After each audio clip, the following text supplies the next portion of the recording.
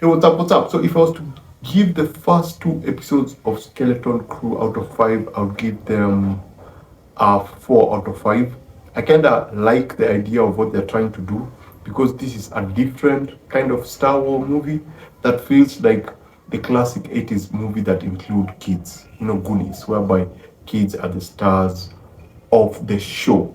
And so going into this, I didn't have like a huge expectation, but based on what has been presented in the first two episodes, I think it's a fun show that is designed for kids. This is not for adults because from what I've seen, you don't have like in-depth character moments or complex dynamic characters. These are as basic as kids show characters come. They have like super basic motivations. You don't need to actually think a lot because it follows Wim and Neil. These are two friends, and even how they approach the friendship, even how they ground the story to fit a story that young kids can actually relate to because it does not take itself too seriously. Now, where I thought the episode now feels like it takes itself a bit serious is with the visuals because it looks good. The practical effects are really good. The suburb, the believability of this world that they built because they live in a planet that is hidden. They live in like a planet that feels very much like Earth, but is super sci-fi, like the Star Wars universe. And you feel that what they've built visually, even its sound, just the technicalities of production around the look of this world. That's where they took time and actually went all full out in terms of being serious about this show. But generally, it's a show that I've really, really enjoyed.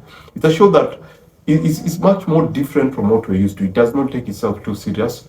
But then, again, what I said, it's a very simple story. It's a story about adventure. These four kids accidentally get into a spacecraft, then they are shot out into space, and then they hyper drive into a different section, and now they're just trying to get home because they end up in a planet of pirates and they don't know about that.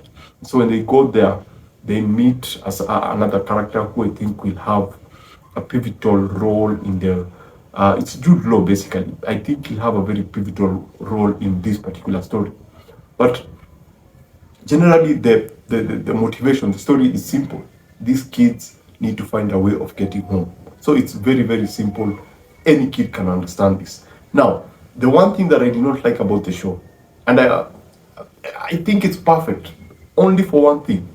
This is coming from Disney in a time whereby the entertainment industry has been infected with the need to actually use entertainment as a form of activism, as a form of social commentary. And so you get a lot of small moments whereby you see some things happen and they're like, yeah, what people call DEI. This is DEI on steroids. Yes, the core story is clean. Yes, the core idea is very, very entertaining. It feels like something from the 80s, but you feel like it's designed for the modern audience. There's that general feelings because there are some characters that are subverted, and they're not subverted in a way that makes them interesting. They just end up being terrible. I was looking at, for example, there is, the way they've been trying to push like female characters as these tough characters in most of their Disney production. They also have that here, and this time they have this little girl who is the most annoying part of this show. Why? Because she's not written to be a normal girl. She's written to be a boy, but she's a girl. She feels like a boy. Even her best friend they feel like boys. And so when you put them in the same scene with boys, you don't feel the difference. Even when they make that statement of boys, girls, you don't feel that different because her personality is so boyish that it takes you out of the show. It doesn't feel realistic, despite the fact that it's Star Wars and it's supposed to be absolutely fictional. You can still feel that need, the Disney brief saying, we need you to make her a strong female character. That's how it feels like. Because that's the way she's written, that's how she behaves. And by the time you're entering episode 2, I felt like she became one of the most annoying person in the whole show. I would have worked well with Neil and Wim because they're just friends. and they're naive. They're supposed to be kids, so they behave like kids. They make the kind of mistake kids would make. But this other character is written like like a teenage boy in a world where you have 10-year-olds. So she's far more annoying than I would have expected. And I think that came with the Disney brief from above. You know, DEI, you need to. And then the other things within the show that you look at and go like, yep, that's diversity, inclusion. Yeah, that's that.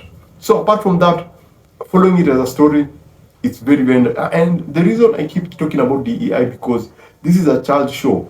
A child should not be struggling trying to figure out why some things don't make sense, or why a person behaves in a certain way because they were written to be a certain way when they are not, when they are supposed to be another way. You know, a show, naturally something for kids is supposed to be just entertaining. You're supposed to step away from trying to make your children think, but just focus on entertaining them.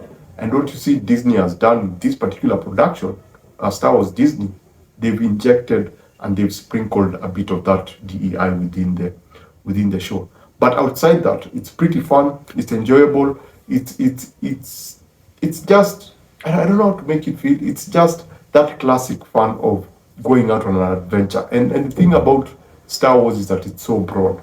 There are so many ways of doing this that it makes it far more entertaining. Because when you think about the Star Wars universe, it's broad. There are places that we've never gone to. There are myths about different places that we don't know. One of them they try to, you know, tackle within the second episode. We're introduced to the idea of where these people came from and what that word means. So Star Wars presents a rich plate of, you know, ideas that they can actually play with. I have trust in the producers, but again, as I said, the Disney brief of the modern audience is still strong in this. So basically, that's it. Would I recommend this? Let me put it this way. So the Disney universe, in terms of the Disney Plus universe, I would have the Mandalorian as one of the best. The first two episodes and the first two seasons and the first three seasons. Yeah, Mandalorian, the first three seasons, and a bit of episodes from the last season. Then I'll have Andor. Then I'll have this particular show, and then Ahsoka.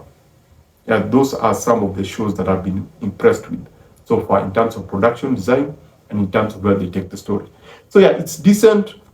But I can't wait to see where they're going to take the story. I am going to do a follow-up of this when it's over, and we are still going to talk about what we think about it at the end of it all.